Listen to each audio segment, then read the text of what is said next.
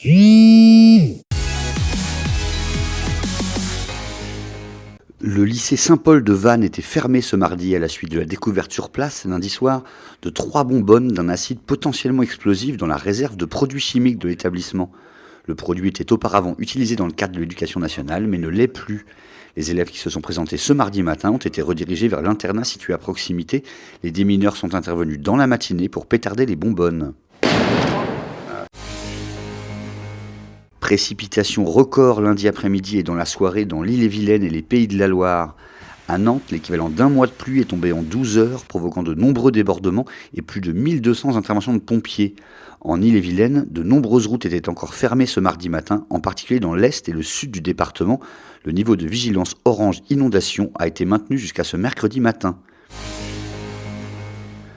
De 22 à 32, l'Agence régionale de santé a dévoilé ce mardi sa nouvelle carte des zones d'intervention prioritaires où les médecins pourront bénéficier de toute une batterie d'aides pour s'installer.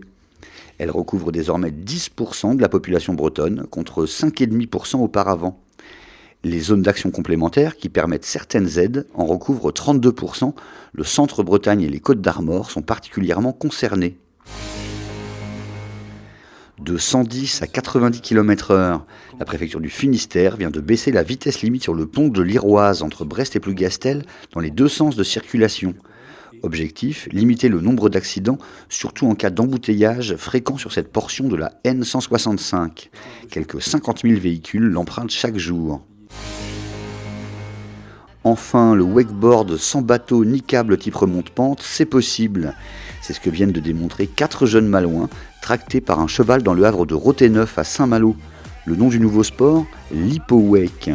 Son homologation pour les JO de Tokyo en 2020 n'est toutefois pas encore totalement assurée. La vidéo, elle, est sur YouTube.